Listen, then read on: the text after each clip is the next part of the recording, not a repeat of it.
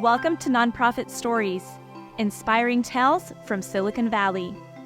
We will explore the transformative work of nonprofit organizations and leaders who are changing our community by tackling some of the most pressing issues facing Silicon Valley. So without further ado, let's dive into this exciting conversation.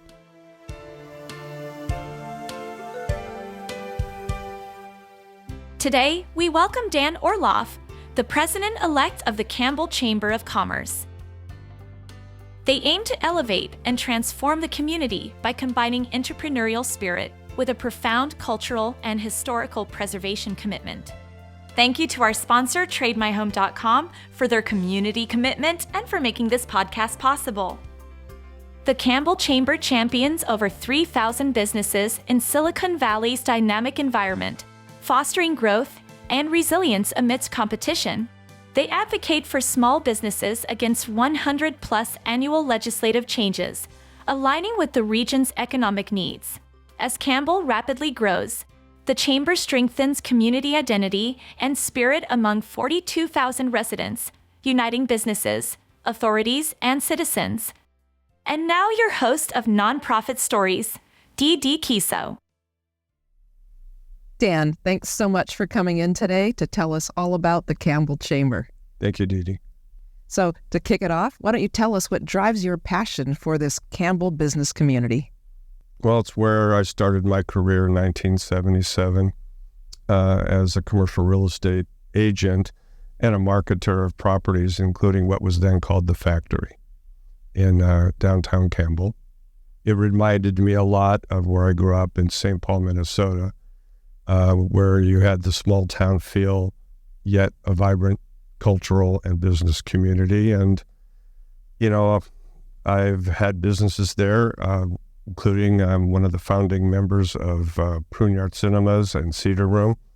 And that's been a wonderful experience, been great for the community, great for us. It just feels real comfortable to me. And it's not hard to become connected, you know, in the cultural sector and the business sector and the government sector if you just apply yourself. So I like that. And there's no pretense there. You don't have to be of a certain family or have gotten to a certain school or college to make a dent. So what does the Chamber do to support non-tech businesses? Well, non-tech businesses make up the majority of our membership. We're north of 450 members, and as a percentage of the population of Campbell, that's rather high. And small businesses in the non-tech sector really need the support through permitting, getting things done quickly, and figuring out how quickly they can reach the community residents, if you will. And by virtue of the events that we produce annually, like our Boogie Fest or our Oktoberfest, which between them draw 120,000 people over a total of 4 days in a safe, sane environment, that those types of activities matter. And the other, I would say, which I've used many times prior to becoming a member of the Chamber and on its board, is they have interacted on our behalf, our business's behalf, with Campbell PD to answer questions they had about things we were doing over at Cedar Room. So they're relevant and they're timely, and businesses need that. So I'd like to jump in a little more on Boogie and the Oktoberfest. Mm-hmm. Those are fabulous events. They draw people from all over. Yes. And you're famous for them. Yeah. So can you tell us a little more about what the secret is behind what you have done to make this such an explosive event? Yeah, I think it's more about the community we're in. It's one of those things, it would not work if not for the diversity and the tolerance of those that live in Campbell, frankly. The festivals have grown every single year. There are some festival weekends where we have not one arrest, and there's alcohol, beer, and whatnot involved.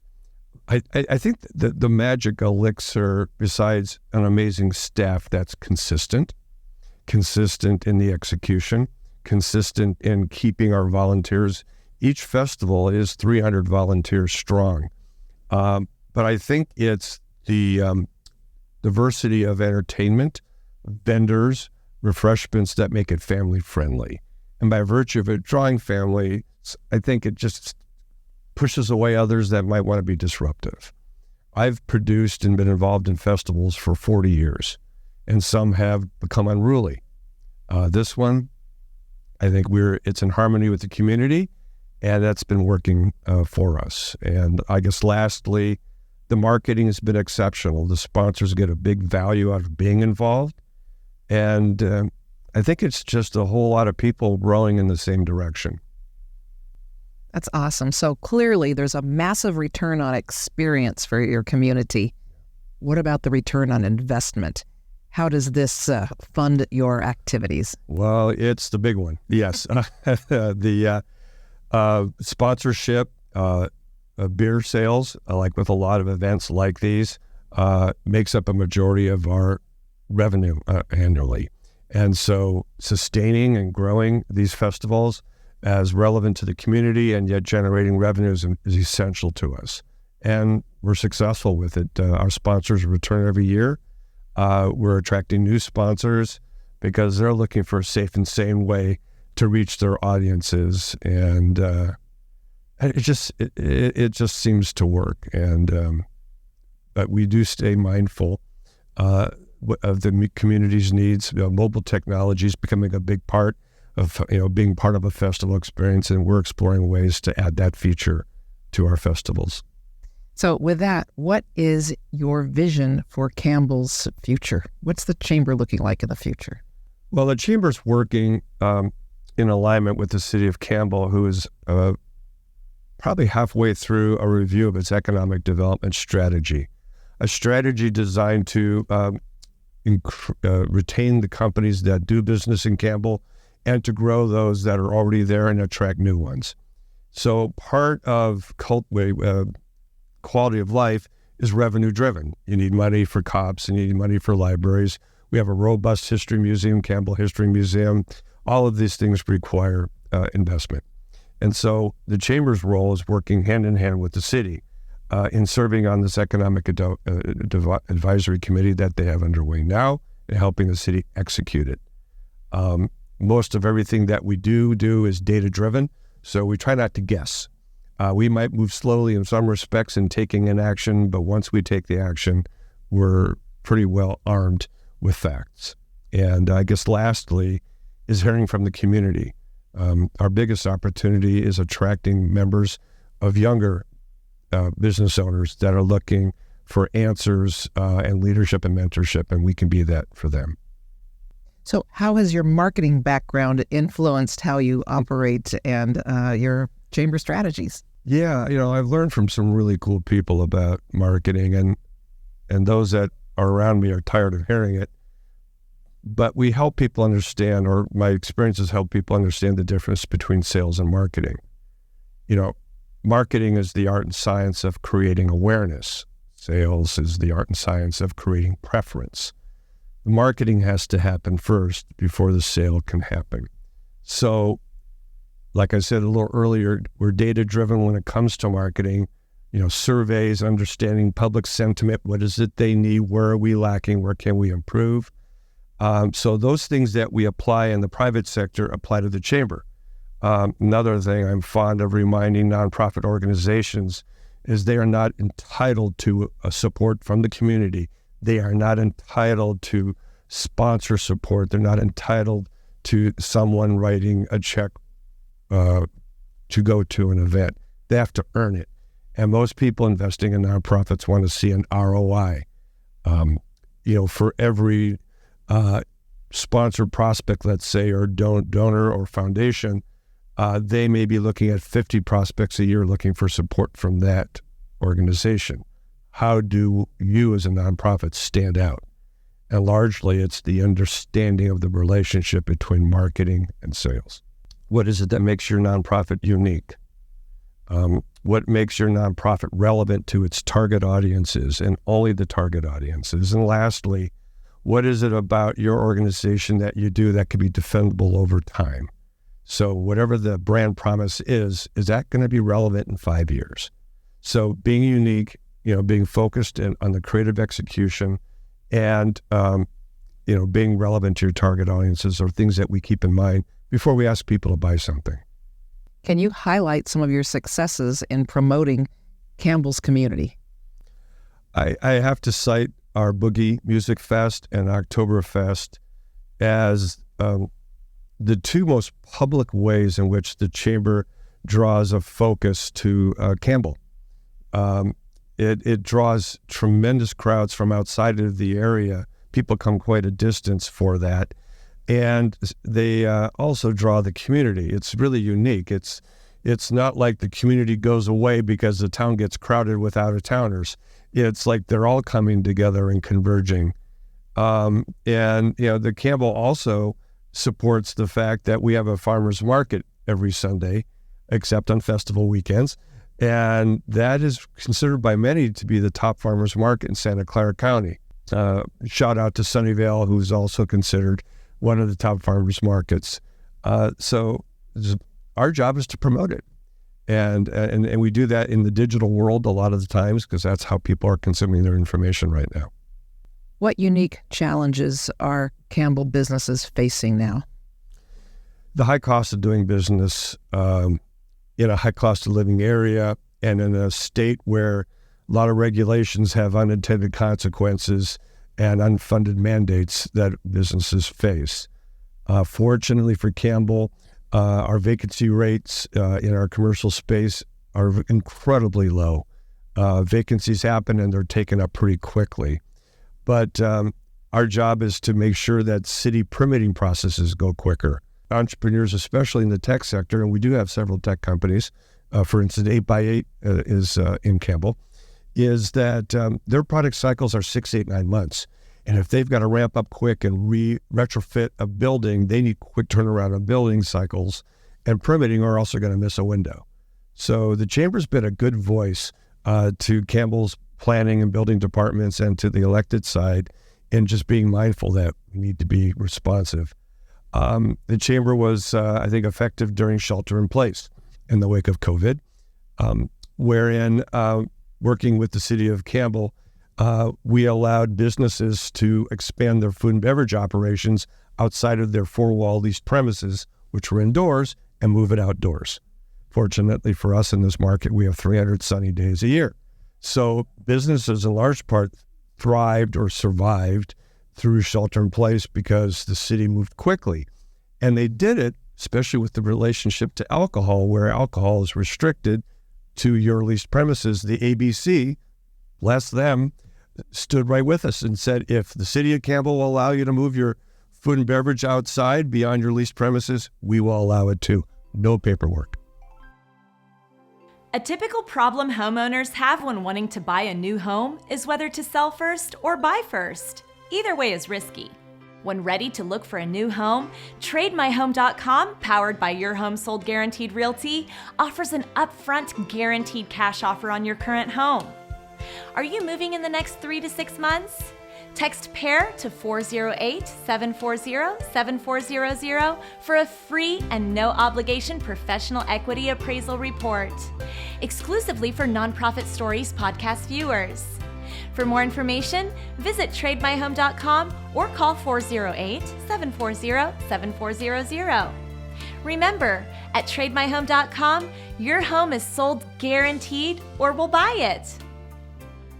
So how does a chamber advocate for businesses on the legislative level? Well, at a local level, all the time. Developers, business owners come to us in advance of an application saying, we're coming to the city of Campbell. What do we need to know? And mostly what they need to know is already there. The city doesn't hide anything, but there are some nuances to some businesses where it helps for Ken Johnson, who is our CEO, to maybe reach out to someone at planning or building and say, this business is looking to come into Campbell or they're here and need some help. So at a local level, we advocate that way. We have a legislative committee at the board level that helps us weigh in on city, state, county, and federal, city, state, county legislation. So when an initiative is coming forward, we can come and say we support that or not. We advise our members to vote accordingly. What role does a chamber play in Silicon Valley's ecosystem? Well, that's a cool question. First off, I think as a community, we have this amazing balance between a diverse, safe, family, residential population. Our business community is thriving and serves that community. The general quality of life is there. And I think it serves as not so much as a model, but an example of what other cities might be looking at when it comes to the mix of business versus entertainment versus festivals and housing. What I like to see our chamber do more of in Santa Clara County is work with other chambers on best practices. One of the challenges facing all chambers of commerce across the country is over time they become less relevant to younger generations who didn't grow up, in an environment where chambers and service clubs like Rotary and Kiwanis were prevalent. Mm-hmm. So we have to adjust and pivot. We tend to move slowly, so we need to move more quickly to become relevant. Again, what is it makes us unique, relevant, defendable over time? So that ecosystem applies throughout Silicon Valley, and I think we would all be better off if maybe we all worked together. Because, in fact, we're interested in inviting San Jose's mayor to speak at one of our luncheons. What's good for San Jose is good for Campbell. I think it would be said for any city. So I think the rising tide, lifting all the ships, that's how we see it. How are you balancing cultural preservation with economic growth? I think they work hand in hand. In the city of Campbell, we have a robust museum, Campbell History Museum, and Ainsley House, which is really tied to our history as the seat of canning in the fruit and vegetable industry in the 1800s. And those attractions are in the downtown, which tends to be the focus. It acts as a community's living room of sorts, and that draws business and that draws a lot of tourism. The festivals tap into a lot of our cultural heritage, and so we build on that.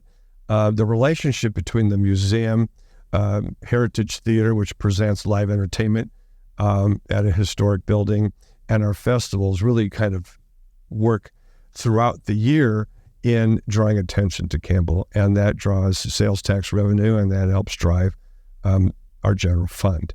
I think you will see more of that in the future. I know that the museum and other organizations are looking at other technologies that are mobile-driven, app-driven, that will make more hay, if you will, out of our cultural heritage, largely canning and technological innovation. And also, I hope to see a celebration of Campbell's role in rock music. Campbell has been an incubator for decades of live entertainment. The Doobie Brothers' first performance as the Doobie Brothers was at what was then known as the Gaslighter Theater on Campbell Avenue. There was a club called the Bodega, which many bands cut their chops. Punk rock has a nice connection through Rancid to people that lived in Campbell. So whatever is of interest to the general public that ties us into our heritage is going to be brought forward and celebrated. You'll see more about that later this year. What do you see as being the key to fostering community ties? The key to fostering community ties is listening to the community. At the legislative level, while I believe citizens need to be told what they need to hear, maybe not want to hear, conversely, legislative leaders need to hear from the community.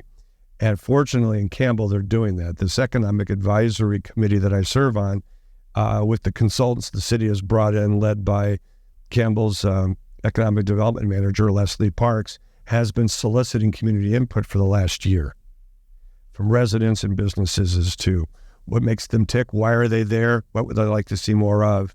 The city manager, Brian, is directing action on those findings that I have seen and digested, and they're substantial. And that will guide strategies for the next 10, 20, 30 years in Campbell that will improve, if you will, what's already seen as a good quality of life, but ensure that to the extent we can keep businesses that are there, help them grow and attract new ones, continue. Because without the businesses, without the taxes they generate, we don't have the quality of life that we have. So, Dan, how does the Chamber support business owners and managers? It's a great question, and they need two different things. Owners need to know what's the return on investment going to be to them, and to be able to see out down the road what is it going to be like in this community in 5 to 10 years. Business managers need the kind of information that'll help them on a day-to-day basis meet the expectation of the owners of the business. So the Chamber membership tends to be a lot of the managers. Sports basement, they're a member of our Chamber, very active. Well, the owner of Sports Basement's not there, but the manager is. And he's very involved, and we listen to what they need. If he wants to put on a certain event at Pruneyard Shopping Center and it might need a little city help, we can be there for him. So with business owners, they want to know that we're going to be there to advocate for them. Legislators change. Mayors and council members change. Business owners outlive most of them. And so the Chamber, thankfully, has had very stable leadership. Ken Johnson, who's our CEO, is a native of Campbell. And so I think we provide to both managers and owners a consistency that we will be there. And if we don't yet know the answers to your questions, we will get those answers. What upcoming Chamber initiatives are you most excited about?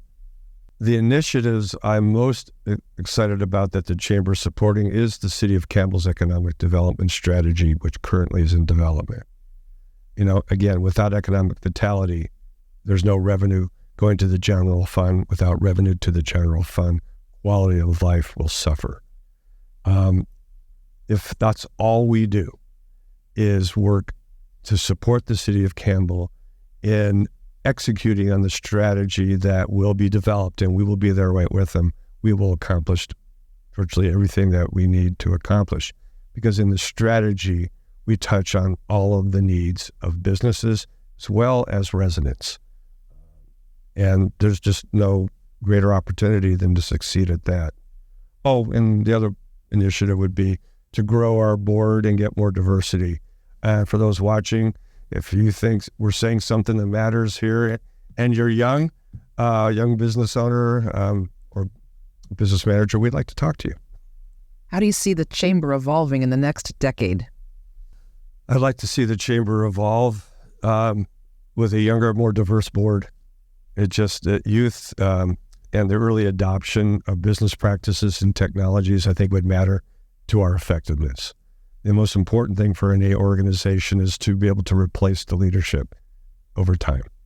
And that, and really being at the forefront of bulletproof technologies that help us do our job and help businesses.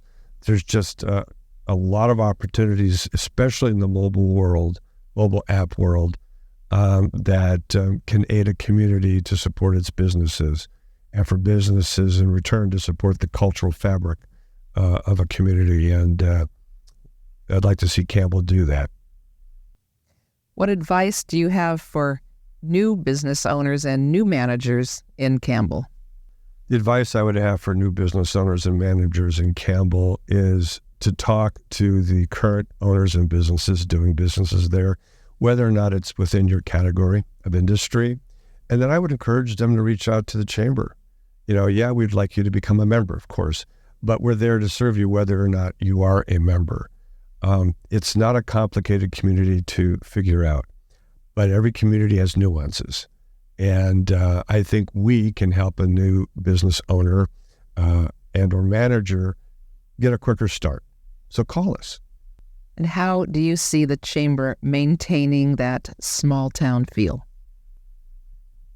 How do I see the Chamber maintaining that small town feel? I frankly think we're following the lead of the community. I don't think we're leading that. I think we are supporting supporting it. I don't have any data to support my claim, that, the quality of life in Campbell is maybe unique in the balance and the safe nature that it is. But I think we're responding to the community. You have a senior population, you have young people, you have a lot of families, diversity across the board. There are probably 40 languages spoken every day in Campbell, but no one's walking around wearing that on their sleeve. So I think our job is to listen and to follow, and to provide support where it needs support. And the festivals, by far, I think, is the area in which we can have the most impact. And we might add a festival. There's talk about adding a third major festival that we would produce. And we would do that because the community is, in a sense, demanding it. So is there any chance you could give us a clue on what that third festival might be? All I'll say is it will involve music, and it will be it will not be in downtown Campbell. That's all I'm going to say about that. You heard it here first. That's right. That'll be unique. It will not be in downtown Campbell, but it will be in Campbell. Dan, thank you so much for all you do for the community. I have personally enjoyed so much of the fruits of the labor of the Campbell Chamber, and I know so much of our viewers have too. So thank you for all you do, and thanks for being our guest today. Well, you're very welcome, and I'm grateful that Campbell would have me and others like me that helped make it happen, so thank you. Here's a sneak peek of the next episode of Nonprofit Stories, featuring Sabor Oyi, co-founder of Sabor's Well of Silicon Valley. Kenya is a country that has a very deep culture and a very big in tourism. Their mission is to support African communities, encompassing drilling wells, building schools and medical facilities, providing scholarships, and conducting leadership programs to promote individual growth and well-being. Responsibility to be able to tell people to come to Kenya to see all this. Because first of all, around the Indian Ocean, Kenya is bordering the Indian Ocean, and we have. Check out our next full episode on Wednesday at 5 o'clock Pacific and 8 o'clock Eastern on YouTube and Apple Podcast.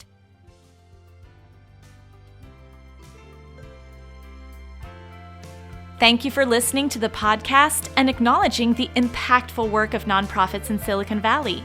Please subscribe and share this episode with a friend.